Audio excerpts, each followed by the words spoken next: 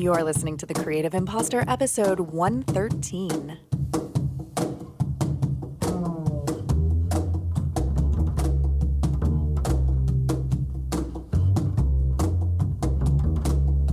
Welcome to The Creative Imposter. I'm Andrea Klender, your guide, as we continue our late summer, early fall 2020 pandemic journey of travel stories to cure our restless wanderlust. You feel it too, right? It's not just me. It's not just those of us dreading a long, cold winter stuck at home, right? Today, I'm bringing you a travel romance, the best kind, aren't they?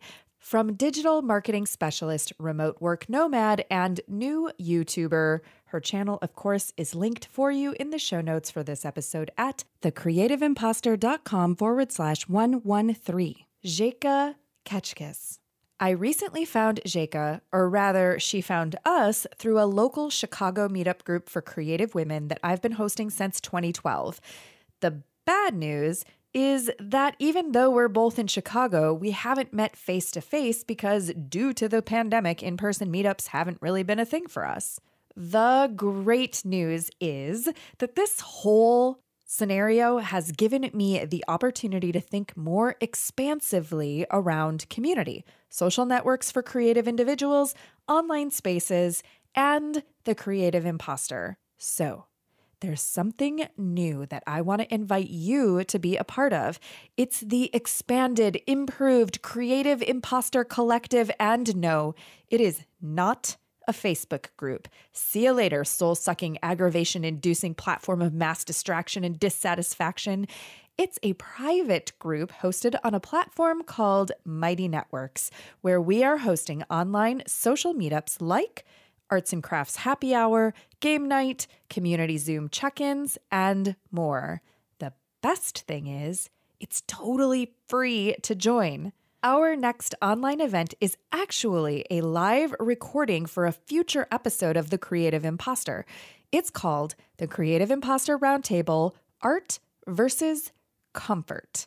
I'm featuring 4 community members from various artistic channels to spark an interactive conversation on Zoom about the role of the artist in creating discomfort, what positive insights that discomfort could potentially lead to, and whether society tends to shy away from such things in challenging times like the ones we find ourselves in today. This roundtable is taking place Friday, September 11 at 6:00 p.m. Central Time. There is an Eventbrite link in the show notes for this episode to sign up with a sliding scale donation of your choice, or you can join the Creative Imposter Collective on Mighty Networks and RSVP for free to become part of the discussion. Now, this Mighty Networks group is still a work in progress, and I'm adding features, photos, opportunities, discussion topics, etc. as we go. And I would love, love, love for you to be one of our founding members. Once again, take a look in the episode description in your app for a link to the full show notes at thecreativeimposter.com/113. And now for the good stuff. Zselyke's story that you are about to hear is one of taking a great leap of faith to follow your heart. Will it work out in the end? Let's find out. Okay, what neighborhood in Chicago are you living in right now? So I'm currently in Uptown. Nice. And how long ago did you move to Chicago? Officially, it has been 4th of March. So a little over 4 months, almost 5 months by now. So you basically moved to Chicago just in time for shelter in place to start happening during the pandemic. Exactly. Okay, y'all, remember, I'm going to be popping in here in this new format with some little asides during my conversation with Zselyke. And I don't know about the city that you live in, but Chicago has not been at its best this year. Normally a city that I love, it is not just the pandemic that is preventing me and probably thousands and thousands of other Chicagoans from enjoying all of the wonderful things that Chicago has to offer. But between the pandemic, the protests, both peaceful and not peaceful, that are happening here, between the pushback about police violence and areas of the city being closed and then reopened and then closed again, and then with this upcoming election, it has not been our finest hour. And I truly, from the bottom of my heart, hope that this city that I love so much can rise above and become better on the other side, whatever that is. But that is all a story and an episode, perhaps for another time. If you're curious to know more about what I'm talking about or dive into all things Chicago a little bit more, I encourage you to listen to my recent episode of Podcast Envy, my other show, with Chicago podcaster Dion McGill from Off the Beaten Podcast. I'll link to that episode in the show notes for your convenience. Okay, let's get back to Zselyke. I actually felt very lucky because I think a week later, I wouldn't have been able to come to the country anymore. So I think I arrived and a week later, they announced the national emergency. Oh, wow.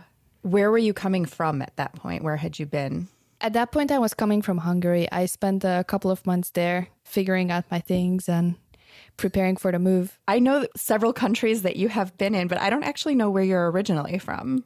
So Hungary is where I'm originally from. So my parents and most of my family is from there. We did move to Finland when I was 4 years old. My father got a job with Nokia and they had their headquarters there. This was the time when they were a very big company.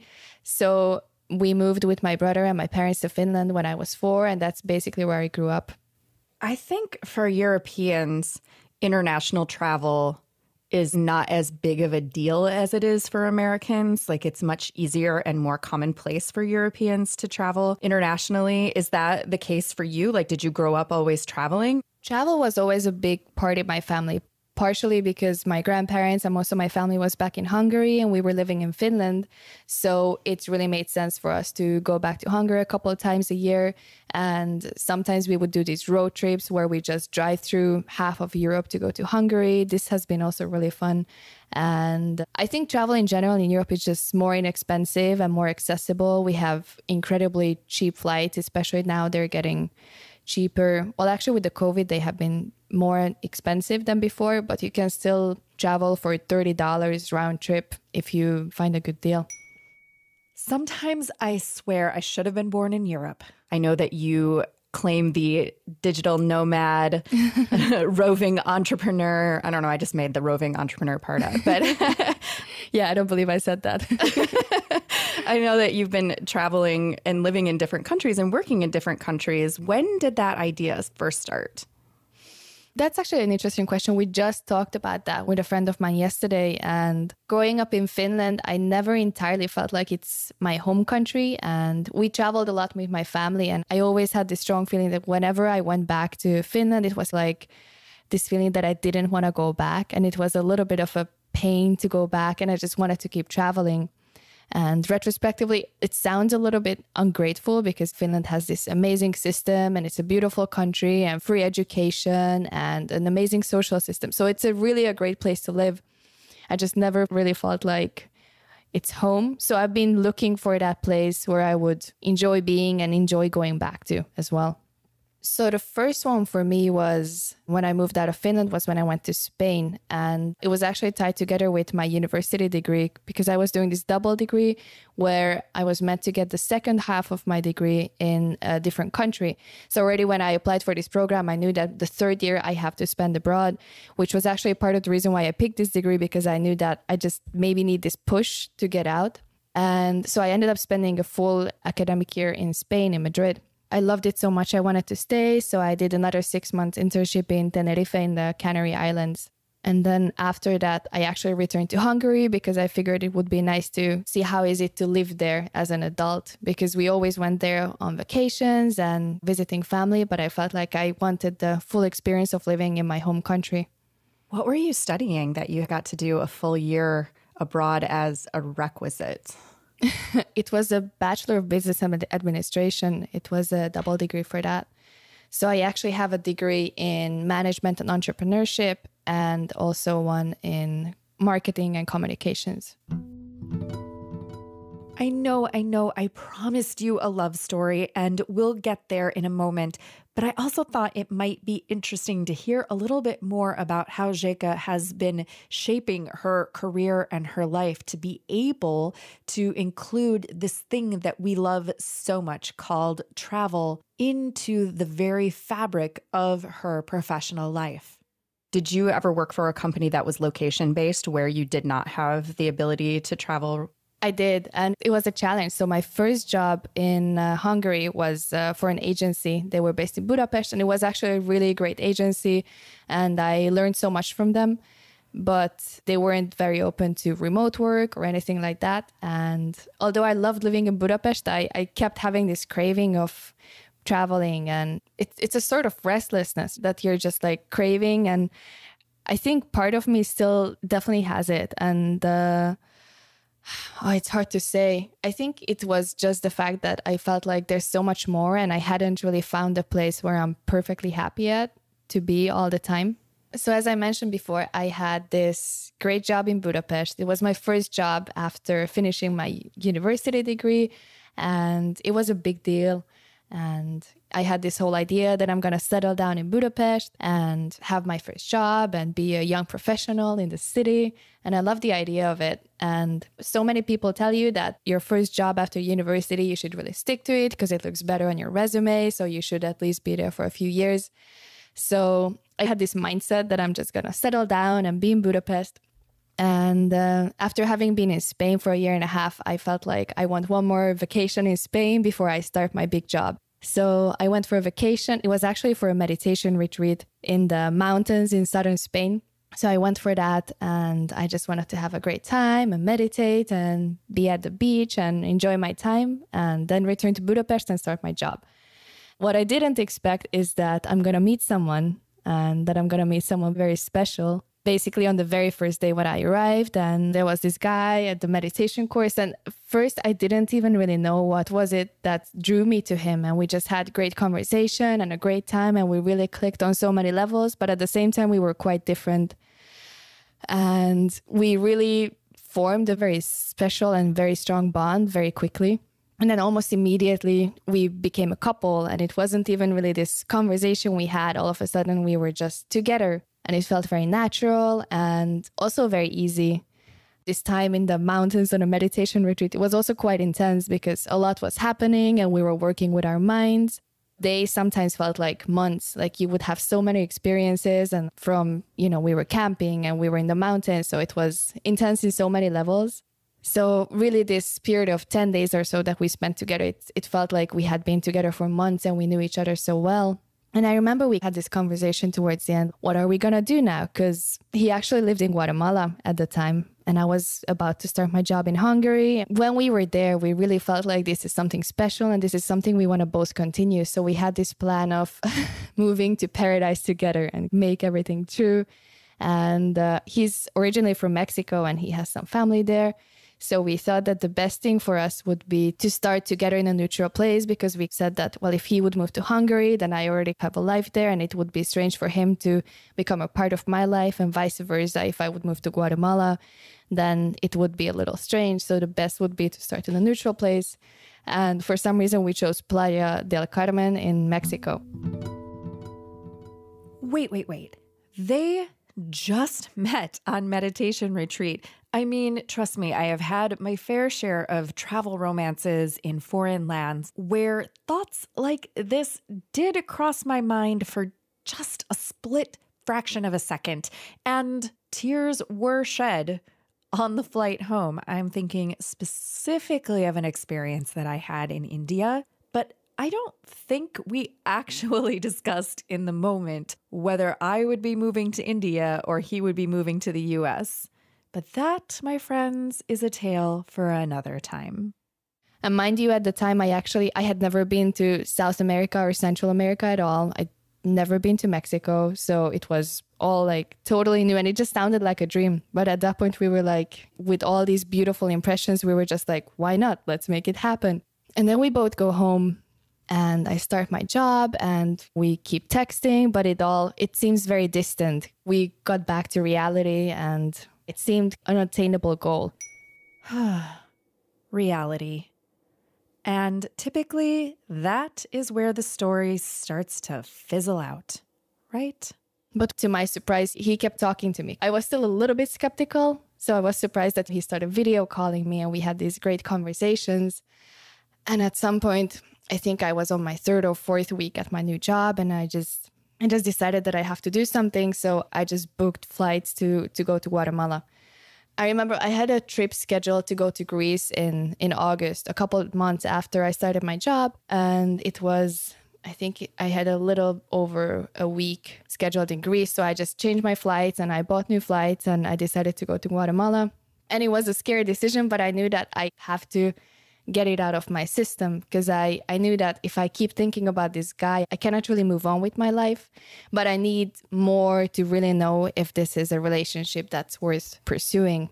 Because how long was the meditation retreat in Spain? We actually spent, I think, a little over 10 days together. I ended up changing my flight so I could stay a couple extra days. That was actually funny. I was meant to start my job on a Friday, and then I originally had tickets to return on a Tuesday or something like that. And I changed it for Thursday. And I think I had a flight at Thursday night. And I arrived to Hungary at 3 a.m. And at 7, I woke up to start my big new job. And it was pretty fun. I remember I was so tired, I almost fell asleep on my first day in the office. I feel like when you have a travel romance, 10 days is that perfect period of time where it's not that long, actually. 10 days is not that long to get to know someone. But in travel time, like you said, it expands. It feels like this more significant portion of your life. And especially in the context of meditation, most meditation retreats that I've been on are mostly women. So I have never had that particular experience. But I feel like also add the meditation in there and it just like expands your time where you become closer to people more quickly. Yeah, and it's also a very strong experience you share together. Because, also if you think in the context of dating, if you have dated someone for 10 days, that's nothing, because maybe you had a coffee together and then you went to a restaurant on a second date and that's it. But we actually spent 10 days together almost 24/7. Yeah. And we had all these experiences that sometimes you only have much later in the relationship, like camping together and going to the beach together and meeting each other's friends and all of these experiences. And I would say probably too, in that kind of context, like your normal everyday, I don't want to say mask because that has a certain connotation right now in pandemic times, but your normal persona, like your normal defense mechanisms and like proper behaviors, and that kind of like drops when you're in that spiritual meditation retreat in the mountains. Like you drop some of that facade a little bit. For sure. There was just this big level of openness, I think, from both of our sides. And we were just all in from the first moment because we felt like there's no reason to hold back, because we also were very aware that this is going to end. So we only have 10 days or so. We wanted to make sure that we're using the time that we have. And when you did go back after leaving that retreat, I mean, really seriously, truthfully, honestly, you're on the plane. Did you really think that you were going to see him again ever? Or were you like, well, that was wonderful and it would be great if, but that's probably never going to happen? It was a bit of both. I think I definitely had this feeling that there's just no way we're not going to ever see each other again. That felt so out of place. But at the same time, all these beautiful plans of moving to Playa del Carmen together and living in paradise, it just felt very naive at that point. Although perhaps naive, Zselyke had already made the decision to go to Guatemala. How did her man Javier react? Yeah, and I messaged him and he was excited, but I felt a little funny because it wasn't particularly that he invited me. I just was like, you know what? I'm going to go for it. I mean, we had talked about it, but it wasn't like I really want you to come, but it was more like it would be amazing. But I think at that point it felt from both of our sides so unattainable. Yeah. So anyway, I bought the flight, and a couple of months after having this WhatsApp relationship or whatever it was, I show up in Guatemala and I was so incredibly nervous. It was definitely the biggest travel I had done by myself. And it was a challenge. I had to book 2 different flights because from Hungary, we have absolutely no direct flights to Guatemala. So I had to buy a flight to London and then I had to change airports. And then I had another flight to Mexico City and from there to Guatemala. And this had been definitely the biggest travel I had done, especially by myself. And then I'm at this airport in Guatemala and there's no Wi-Fi at the airport. And I was meant to like message him that, hey, I'm here, you know, just in case that we can stay in contact. And there's no Wi-Fi. And that was my first shock. Oh my God, I'm going to figure anything out if something would be to happen or if he's late. But luckily he wasn't. And then he just shows up and he has this beautiful bouquet of roses and he had planned this beautiful week for us in Guatemala. But I guess it's also worth to mention that once you do such a long trip, and I think with all the 3 flights and everything added together, my journey was about 30 something hours. Wow, yeah. So to have that for, I think it was 6 days in Guatemala, it's a long trip. So it was a bit of a crazy decision, but I just knew I have to do it in order to know if this can be something. And then we had this beautiful vacation in Guatemala. He took me to amazing places. There's this lake called Atitlan, which the Guatemalans claim it's the most beautiful lake in the world. I actually second that based on what I've seen. And we just had a really amazing time. And his dad has a lake house and we spent some time there as well. So it was a beautiful vacation. And then when it was coming to an end, which happened very fast, we had this conversation again. What do you want this to be? And what do you think would make sense for us right now? And I actually don't even entirely know how I got this idea from, but I was just saying that, listen, I can get a remote job and probably in February, so a little over 6 months after, I think I can come and I'll spend a few months with you here if it works. And obviously he was excited, but at that point, it didn't really sound like a feasible plan because the job I had at that moment, they definitely didn't allow remote works. Yeah. And especially not for such a long amount of time because I was talking at that point 3, 4, maybe 5 months because I felt like that's a good amount of time to spend together to see again what could be the next step and if this could work out and to experience living together. Yeah. So again, I go back to Hungary and we have again these beautiful plans and again it feels unattainable. And after all of that, this is the moment the story finally comes to a disappointing end? Not so fast. As usual, Zselyke is a woman with a plan. But then I started scouting for remote jobs and I got very lucky. I started working for this English company in December, so a few months after that. And I had also made the decision to quit my job, the job that I was meant to stay in for the first few years and build my career and become a professional and all that. So that was actually a very hard decision. I remember my very last day after I had quit, I definitely was freaking out a little bit. I was like, oh my God, I just quit my job. I don't know what I'm doing with my life. I had a few weeks until I was actually going to Guatemala after quitting because I needed to sort some things out with my apartment and all of that stuff. So it was definitely a scary moment. But I did it and I had this remote job, so things were looking up. Wait, one question. So I'm assuming that friends and family knew about him and knew about your plans. What did they have to say? Were they totally on board with this plan? Not everyone. And I think especially the fact that for some of my friends, the fact that it looked like I was running after a guy because this will already be at that point my second time to go and cross the ocean and go to Guatemala after him. And he hadn't really made a move to come here. They were saying that maybe it's not the best idea and they had second opinions.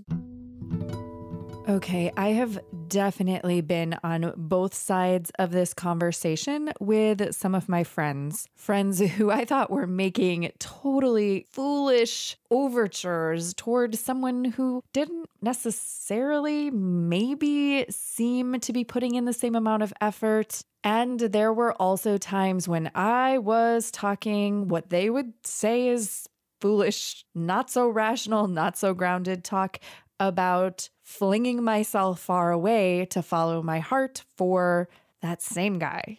But in general, most people were supportive. And also, I think at that point, my family was used to me living in these exotic places after having been in Madrid and Tenerife. And most of my family was used to me growing up abroad. So it wasn't such a big deal. And both of my parents are also big travelers. My mom goes to India and Nepal at least once, if not twice a year. So it wasn't that out of place for us.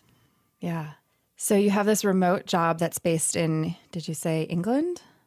So the company was English, and on paper they were based in England, but it was run by this digital nomad guy who was living in Budapest and also traveling himself. So actually it was tiny. It was a team of 3 to 4 people mostly. And I was doing SEO and some other social media and digital marketing stuff for them. How did you find it? I was actually going to some meetups in Budapest, and then there was one meetup specifically for SEO, and I had started networking, and that's actually how I met the guy who later became my boss. Yeah.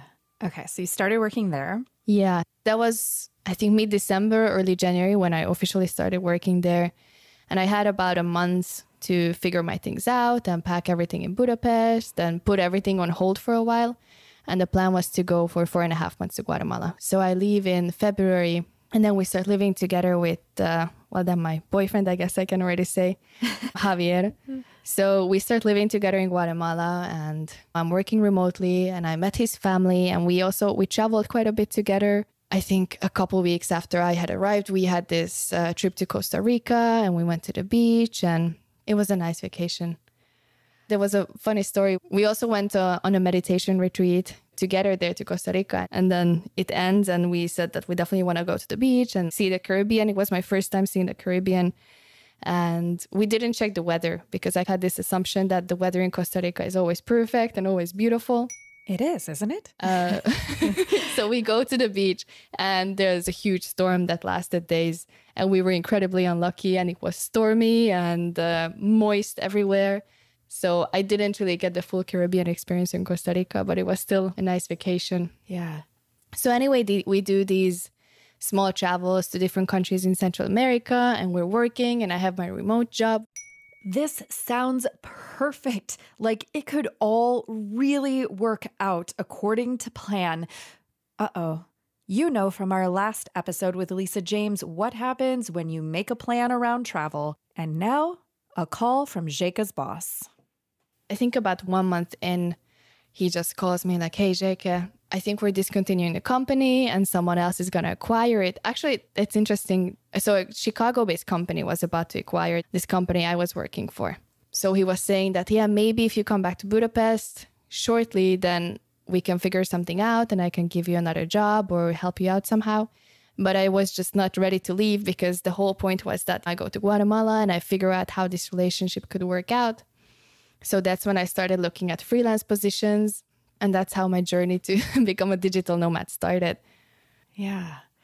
So then did you just stay in Guatemala or? I think it took me about 2 days to make that decision. And okay. I was incredibly tormented because all my ideas about working and becoming a professional and building my career, they were already a little bit torn apart by me quitting my first job. And then the second company gets dissolved. I was really thinking, what's the right decision? If it's the right decision to go back to Budapest and hope that we can figure something out with this guy and maybe he can give me another job and I can still keep everything. But then I would have had to give up this whole Guatemalan experience and seeing where things would go with Javier. So in the end, I decided to stay. You know how people say that in the end, retrospectively, looking at your life, it's not really going to matter what job you did, or that's not going to be your regret that, oh, I wish I would have taken that job. But what you will potentially regret is not being with the people you love or not giving them the time or attention you should have. True. So I decided to go down on that route and I decided to stay in Guatemala. And in the beginning, it was very challenging. I remember I was looking at all kinds of jobs on Upwork and some of them would pay like $10 an hour and all of that. Very small, but I started doing it because I also understood that I needed for reviews, because once I have at least some sort of reputation, I can start asking for more and more money. And it took a while, but I started building it up. And luckily also Guatemala is a fairly cheap country to live in. Mm-hmm. Expenses are not that high. So I managed to make a very moderate income, but still live a fairly nice life and keep doing some traveling while there. So that was really nice. And what about Javier when you were there? Because sometimes also I feel like when you're trying to do long distance and then you know that you don't have a ton of time together, it can put pressure on the relationship to make big decisions quickly. Yeah. Where was he in all of this? Was he like, please stay, please, or no, you should go back and have your job? Or was he like, it's totally up to you? What was his? I think he definitely said it's totally up to you, which was probably the most annoying answer he could have given, because I would have very much preferred him saying, no, like, I love you and please don't go and let's make it work. But he said that he would totally understand if I feel like I need to go back for my career. But in terms of the relationship, from the very beginning, he had this attitude that he's 100% all in. And he had this attitude that if we're not all in, then it's better not having this relationship at all. So we were both open cards on the table, all in from the very beginning. And how long were you able to stay in Guatemala? Because you were on a tourist visa, yeah? Actually, Europeans don't need a visa. So you can enter and spend up to 3 months at a time. Okay. So what we did is if you go to another country, for example, Mexico, and then return to Guatemala, then, you know, the 3 months starts all over again. So it's not as strict as the US. So we had a couple of trips to Mexico. So once I had left Guatemala and then re-entered, the 3 months started counting again. So I had no issue there. And then how long did you stay? It was about 4.5 months. So when I purchased the ticket to go there, it was a round trip. So I managed to stay for the whole period of time. And a lot of things went according to plan. And we spent this beautiful time together, and it was a great experience living together. And we went to all these trips. And I feel like also me losing my job and being on a low budget, it definitely changed the experience we had, because we took some of the chicken buses and we had a very local experience. And we took this local bus to El Salvador, which is... It's a very dangerous country on paper. We actually never experienced anything bad, or I never had any experiences that could have turned into some dangerous situations. So I was very lucky in that sense. So all in all, we just had a very authentic experience, and traveling with locals and getting to know locals. And I already spoke some Spanish after having studied there. So it definitely improved as well. So it was just a very beautiful experience. And I think... not on the last weekend, but the weekend before, one of our last date nights, we have this mood again that it's time to have that conversation again. Like, where is this going? What are we going to do? Where are we going to live? And then, to my surprise, he actually proposed. Whoa. You didn't see it coming at all? You really were surprised? I was genuinely surprised. Yeah. I felt that. And knowing him, I knew that he had this attitude and he was very family oriented, and he was all in from the beginning. So I definitely thought that it would eventually happen. Yeah, I had no idea it's going to happen that soon. So I said yes, because at that point, it felt like the right thing to do. At the same time, we were both, and we still are, quite young. And especially in our modern society, not so many people get married so young.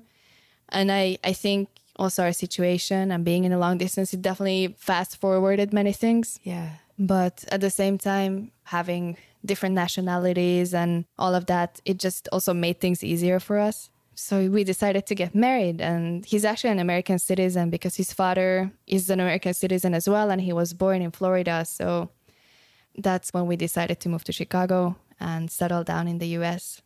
So that whole time he already was an American citizen, even though he was living in Guatemala? Exactly. Yeah, so he grew up in Guatemala, but when his parents divorced, he moved to Las Vegas with his mom and his sister, and then he got a college degree from the US. So he studied in Vegas and New Orleans. So he has this American side in him too. And how long have you been married? So now officially it's been almost 5 months. Oh my gosh, that's so new. It is. You're still newlyweds. Absolutely. And how long ago did you meet? So we met a little over 2 years ago. 2 years. So okay. Yeah, so everything I just told you, it happened in the span of 2 years. Wow. And so how did Chicago become the decision of where you would go next? After deciding to get married, I think it made more sense for both of us to be in the US, because although Guatemala is wonderful, it's still a third world country. And coming from Europe, I was taking a lot of things granted, and it's a totally different experience living in a third world country. And also in terms of jobs and paperwork, it just seemed easier to settle down in the US. So that was quite clear from the beginning. And again, because I still had this restlessness in me and I was craving to potentially find a place, I figured that maybe Hungary wouldn't be it, or maybe not yet. So I was very much interested in experiencing something new and seeing the US. I had been to the US once with my father. We went to a 1-week trip to New York. So I really didn't know much of the country at that point yet. So Chicago came mainly because Javier's sister was already living here. Okay. So we had some family connections, and then partially through her, Javier got a job offer, and that kind of sealed the deal for us. Yeah. Who was the first person that you told that he proposed to you? Actually, I'm not sure anymore. We definitely told some friends in Guatemala. Yeah. But I actually waited to go back to Hungary to tell people in person because it was just the type of news I wasn't ready to tell over the phone. I wanted to see people's reactions and show the ring and have the whole thing. So I waited quite a long time. Were you nervous to tell your family? Yes. I was nervous also because it sounds so crazy. And also they hadn't met Javier at that point yet. So saying that, yeah, by the way, I'm getting married to this guy you have never met before. And I think it was hard for some people to be happy for me for the same reason that they didn't really know who am I getting married to. And were they supportive or were they freaking out? I think a bit of both. I remember my father, the first thing he asked is that, are you pregnant? Oh. And I was like, no, Dad, I just love this guy. But they were supportive. And once they met him, it was actually 6 months after we got engaged. He came to Hungary finally, and we spent Christmas together with my family, and he met everyone and he got along really well with all my family. And at that point, I think they kind of like managed to calm down a little and like breathe out like, okay, it's going to be good. He's a good one. Yeah. Where was the wedding? Oh, that's another story. That's another story. Because we were meant to get married in Texas in April and then COVID hit. So that never happened. And we were actually freaking out because I got here in March and we had this whole plan that we're going to get married in February. Because I had the type of visa where we made this commitment to the USCIS that we would get married 90 days after I entered the country. Yeah. So we had this whole plan. So we were freaking out a little bit because we saw that everything was shutting down and the county clerk was shutting down. Ew, panic. If you remember back to episode 98 of The Creative Imposter with wedding planner Ivy Summer, Ivy has just recently released a book called Poise Over Panic, Planning a Wedding in a Pandemic. And I remember I said, do people actually get married during a pandemic? And she said, oh yeah, there are a lot of reasons to get married during a pandemic. Well, case in point, here is one of them. Links to my interview with Ivy and her book will be in the show notes for this episode, but you knew that already. So we actually decided on a Sunday that we cannot wait any longer. This was a little over a week after I had entered the country, that we just need to get the marriage license as soon as possible because once the county clerk shuts down, we don't know what's going to happen and we don't know how long this is going to last. Yeah. So we got the marriage license on a Monday and they told us that on Tuesday, so the following day, they would still be open. And in Illinois, there's this law that after acquiring the marriage license, you need to wait at least 24 hours to get actually married. Okay. So we needed to wait until the next day to get married. And then we actually have a friend who's ordained. So we just drove to his house and we got married over there. And straight from there, we didn't have time to celebrate. We were driving to the county clerk to submit the signed marriage license before they totally shut down because they said that Tuesday would be the last day when they're still open. But things had been developing so quickly that they actually were already closed on a Tuesday. So we had this signed and dated marriage license and we weren't able to submit it anymore. And since we had figured it out, but it was definitely stressful because we had this commitment made and we had no idea when things are going to turn better. Do you think that you'll have an actual wedding ceremony with family and friends in the future? Absolutely. I mean, I think it's going to feel a little funny because the original plan was to have 2 ceremonies as well because Javier, he has family in Guatemala, in Mexico, in Texas, Vegas, all over the place. Yeah. We wanted to have kind of one for his family in Texas and then one for more international friends and also my family and part of his family who would be willing and able to come. So we would have the second wedding in Hungary. And the original plan was to have it anyway, maybe late 2020 or 2021 potentially. So we're going to see how it goes. So maybe it's going to happen. We're talking potentially June 2021, if that's going to happen. But, also by that time, we're going to be married over a full year, more than a full year. So it's going to feel a little funny, like, let's celebrate our wedding when we've been already married a year. So we'll see how that goes. It's almost like you need to create a whole different type of celebration. And I'm thinking, certainly you and Javier are not the only two that are in this kind of weird situation. And so I know one of our community members who you've probably met on one of the calls, Ivy Summer, the one who's living in Greece, she's a wedding planner and she does destination wedding things. And she was on the Creative Imposter. And I'm just thinking, like, there's a whole different type of event that's not exactly a wedding, but it's still celebrating a marriage that happened during COVID that you couldn't celebrate at that time. Like, what is that celebration? Yeah, it's definitely a different celebration. At that point, maybe we could even just have a 1-year anniversary celebration, or who knows. So now they're here in Chicago waiting. But what about Zselyke's family back in Europe? Are you even able to go back to visit your family because are they in Finland right now or Hungary? So actually, my brother is the only one who stayed in Finland. My parents also moved back to Hungary a while ago. But also because I'm currently in the process of getting my green card, I'm actually not able to leave the country. At all, yeah. So I'll have to wait until I get this so-called re-entry permit. I'm able to leave the country, but you can't it would mean that I probably wouldn't be able to come back and I would lose the whole green card process. So I cannot actually travel. But at the same time, this is probably the best time to not be able to travel. Right, exactly. Because I wouldn't be able to travel because of COVID anyway. So I don't mind that much. Do you and Javier, do you foresee yourself continuing the digital nomad thing and traveling extensively and that continuing to be a huge part of your life? Or do you feel like you're going to settle for a little while? It's interesting because before COVID hit, I was very much excited to settle down a little bit because at that point I had several years when I had been moving every 6 months or so to at least a new apartment, if not a new city or a new country. So it was definitely taking a toll on me in certain ways. And I was really craving to be able to create a routine and wake up in the same bed every day and all of that. So I was excited for that. And I'm very lucky because for me, the lockdown has been actually a very nice experience because I had been able to still work on my projects and keep freelancing and doing things I enjoy and I'm passionate about. So for me, it was a really nice reset.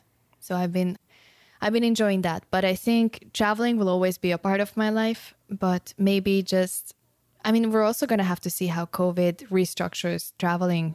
I feel like maybe we'll do longer travels, fewer but longer travels. Because once I think you already made the commitment of potentially flying somewhere, it might be worth spending, say, a month there as opposed to flying away for the weekend. Yeah, that makes a lot of sense. And that's going to be hard for people. I mean, specifically for Americans, I know that it's probably different in different societies, but specifically Americans who have jobs. If you have a job, typically you don't get a lot of vacation time. So it's kind of hard to plan a longer trip like that. But I wonder if, as the nature of travel changes, are people going to have more flexibility in terms of remote work or work from home? Or it'll be interesting to see if that carries through to the professional world as well. Or maybe we'll just have a lot of people quitting their jobs and becoming digital nomads as well. Yeah, let's see. What kind of worries me right now, and I guess this is more an acute situation, but I don't know if you've seen that now if you travel even to certain states, you will have to self-quarantine for 2 weeks after you return. So that will also definitely change how we travel because say you want to go on a 2-week vacation, but then it means that also after it, you need to stay home for another 2 weeks. So I think especially people who don't have the possibility to work remotely, it's going to be an extra big challenge because if you need to be there in person, then, this essentially probably at least doubles the amount of holidays you would need. So yeah, we'll see how that works out. Once we can easily travel again, and once your status is such that you can easily travel again and get back into the country, where do you think the first place you'll go is? Potentially Guatemala. We've been talking about potentially spending Christmas there because we spent the previous Christmas in Hungary with my family, but actually they have been really hard on restrictions. I think the airport is effectively closed and there's no going in or going out of the country. And I know Javier's father, for example, he's over 60 and he's literally not allowed to leave his house. So it's been very tough over there, but we're hoping that maybe by Christmas things get better. And I think that could be the first place.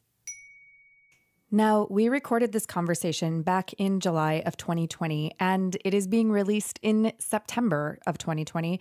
And who knows what month it is or even what year it is when you are listening to this. That's one of the great things about podcasting is that people can listen anytime, even years later into the future.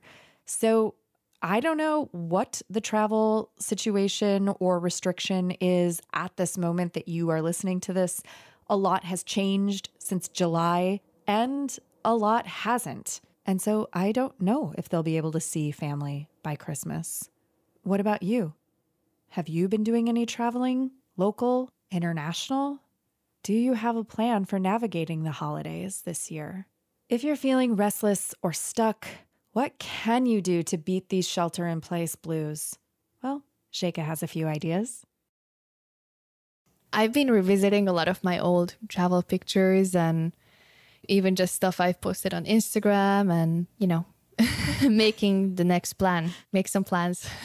Zselyke, do you have anything else that you want to share with Creative Imposter listeners today? I think the main thing I would love to highlight from this crazy experience I've had is that if there's a really deep craving in your heart, then I would advise people to follow it. I know it sounds very cheesy. Following your heart is probably something you won't regret.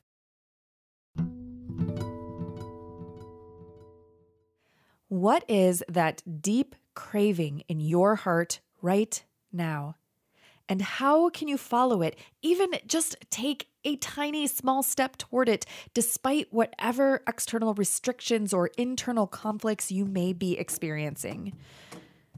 I want to thank Zselyke for sharing such a personal and uplifting story with us and for being a lovely member of our Creative Imposter online community. Please check out her new Digital Marketing for Small Business channel on YouTube and our Mighty Network group for creative social community. All of these magical things are linked for you in the show notes at thecreativeimpostor.com/113. This episode was mixed by Edwin Ruiz of Mondo Machine. Our theme music is by Jovia Armstrong. I thank you so much for listening, and this week, I'll just say, I hope to see you soon online in the Creative Imposter Collective.